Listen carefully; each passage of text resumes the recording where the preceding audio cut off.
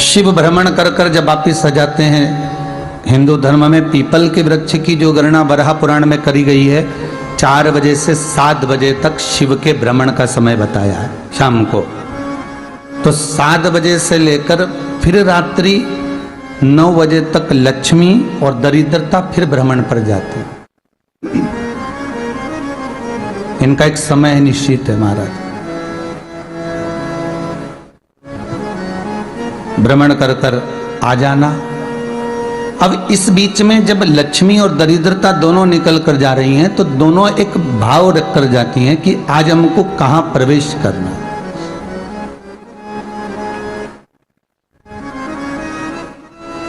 आज हमें किस जगह पर प्रवेश करना है, आज हमें कहां पहुंचना है, आज हमें किस जगह जाना है। और जिस नगर में जिस मार्ग से लक्ष्मी और दरिद्रता निकल कर जाती है, ये दोनों का जब निकलना होता है, इनको स्थान दिया गया जहां पर स्वच्छता हो, घर के दरवाजे पर रंगोली डली हुई हो, द्वार पर जल छीटा गया हो। महाराज, उस द्वार पर लक्ष्मी प्रवेश करती है तो दरिद्रता भी जाने लगती है अंदर। जब दरिद्रता अंदर जाने लगती है तो लक्ष्मी उसको रोक देती है, पहले मैं देखकर आती हूं कि तेरे लिए स्थान है कि नहीं, तू यहां रुक।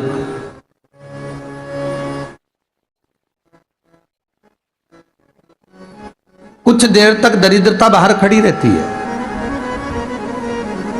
और लक्ष्मी जी की बड़ी बहन जब दरिद्रता बार बार अंदर जाने का प्रयास करती है तो लक्ष्मी जी कहती हैं, जीजी तू इतनी बड़ी होकर तुझे मालूम है, तू तेरा सम्मान होना चाहिए, आदर होना चाहिए, और तू अंदर चली जा और कोई तेरा सम्मान ना करे तो कितना बुरा लगेगा, इसलिए तू बाहर खड़ी रहे, मैं अभी आई।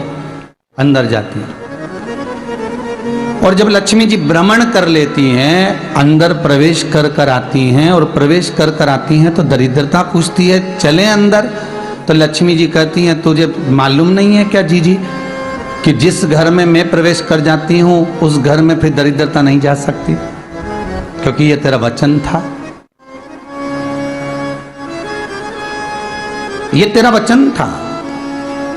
अपन दोनों का जब मंगल विवाह हुआ था, मेरा विवाह जब नारायण के साथ में हुआ और तुम्हारा विवाह जब दुसाह मुनि के साथ हुआ, दरिद्रता का विवाह दुसा मुनि के साथ हुआ। जब अपना दोनों का विवाह हुआ था तो अपन दोनों ने एक वादा करा था कि जिस घर में लक्ष्मी प्रवेश कर जाएगी उस दिन फिर दरिद्रता नहीं जाएगी, और जिस घर में दरिद्रता प्रवेश कर जाएगी उस घर में फिर लक्ष्मी नहीं जाएगी। अब जब मैं अंदर देख कर आ गई हूं तो तू अंदर नहीं जा सकती, अर्थात लक्ष्मी के चरण जिस घर में पड़ गए उस घर में फिर दरिद्रता प्रवेश नहीं कर रही। चलते चलते फिर दरिद्रता ने देखा और लक्ष्मी जी इसको लेकर गई, और लक्ष्मी जी ने देखा कि इसके दरवाजे पर जल नहीं छीटा गया, इसके दरवाजे पर ना रंगोली डली है, इसका द्वार साफ नहीं हुआ है, इसके द्वार पर दीप नहीं है, इसके द्वार पर कलश नहीं है, इसके दरवाजे पर ढेर सारा कचरा पड़ा हुआ है, कोई श्वान कोई कुत्ता गंदगी भी कर कर चला गया है, कहीं बिल्ली ने गंदगी कर रखी है, कहीं जीवों ने कुछ गंदा गिरा रखा है। तो फिर लक्ष्मी जी कहती है, जी जी अब मैं होकर आ गई थी ना, अब तू जा, तू होकर आ।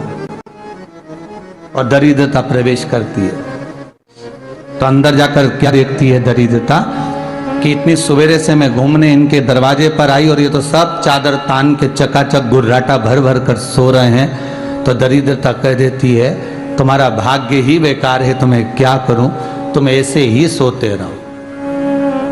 और दरिद्रता गुस्से में बाहर निकल कर आती है, लक्ष्मी से कहती है, लक्ष्मी तू इसके घर में जाना ही मत ही। तो दरिद्रता को कहती है, जीजी तेरी बात नहीं मानूंगी क्या मैं? लक्ष्मी जी बोली, मैं तेरी बात नहीं मानूंगी, बिल्कुल नहीं जाऊंगी इसके घर में, तू चिंता मत कर,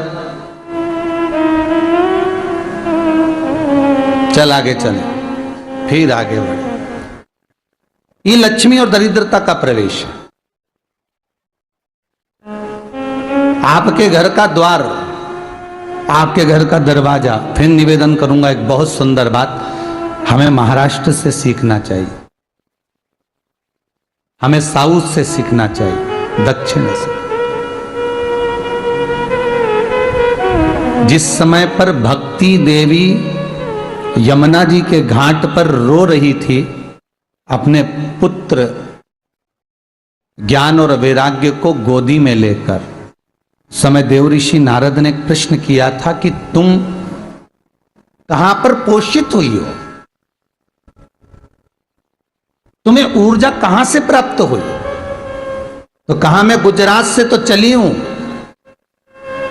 और वहां से चलती चलती भक्ति देवी कहती है मैं बहुत दुखी होकर, बूढ़ी होकर, द्रवित होकर, बड़ी दुख में वहां से चलते चलते जब मैं महाराष्ट्र में पहुंची तो मैंने वहां जाकर देखा कि वहां पर लोग हर पल हर घड़ी ब्रह्म मुहूर्त में उठकर स्मरण करते हैं, नाम जाप करते हैं और दरवाजे पर जल छीट कर रंगोली डालते हैं।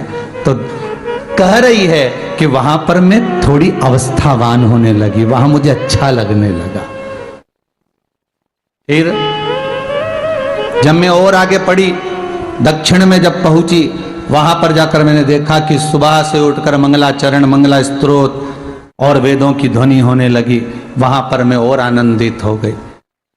हमें कुछ चीजें महाराष्ट्र से सीखना चाहिए कि वहां रहने वाले जो भगत हैं, वारकरी संप्रदाय के जो भक्त होते हैं, वैष्णव जो धर्म के भक्त होते हैं, उनका नियम है सवेरे के समय घर में पानी है कि नहीं है, पर जब भी वो घर का दरवाजे के बाहर थोड़ा ना थोड़ा पानी तो छींट ही देते हैं। और छींटने के बाद फिर वहां पर अपने यहाँ तो दिवाली पे रंगोली बनती है जी, और वहां पर रोज की रंगोली बन जाती है कि कभी हो सकता है परमात्मा राह भूल कर हमारे घर में प्रवेश कर जाए, इसलिए वहां प्रतिदिन की रंगोली, प्रतिदिन।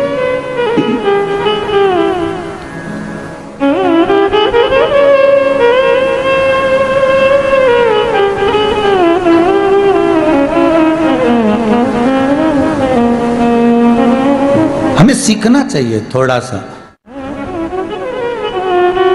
आज के जमाने में तो बहू अपने कमरे की झाड़ू लगा ले, वो ही बहुत बड़ी बात है। हो खड़ी खड़ी बहू ये देखती रहेगी कि नौकरानी सही से झाड़ू लगा रही, वहां से लगा के लाओ, इधर से हेड के ले जाओ, वहां से कचरा सोरो, वहां से पोछा लगाओ। खड़ी रहेगी, उंगली से बताती रहेगी, पर इतना नहीं बनेगा कि सेविका से, नौकरानी से, दासी से कह दे कि तू मम्मी पापा के कमरे की लगा ले, मैं मेरे कमरे की लगा लूंगी, तू जा उधर। थोड़ा दया का भाव अगर होता तो उसके मन में भी आता कि मेरी बड़ी सेठानी तो अपनी जगह पर है, पर छोटी तो सेठानी की भी बड़ी सेठानी है जो मुझ पर करुणा करती रहती है। पर बड़ी तो कहे कि बेटा रहने दे, तू उधर ले जा, जब भाभी के कमरे में देख ले जा। उसके बच्चों का बड़ा फैलारा रहता ना, तो उधर देख ले जा, तो जरा उधर, मां उधर भेज रही है।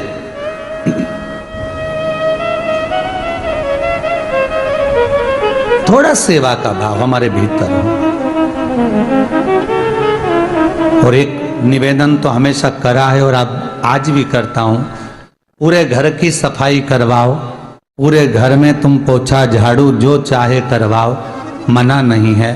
पर एक निवेदन है, रसोई घर के अंदर बहू और बेटी ही जाकर भोजन बनाए तो अन्नपूर्णा सदा कृपा करती है महाराज।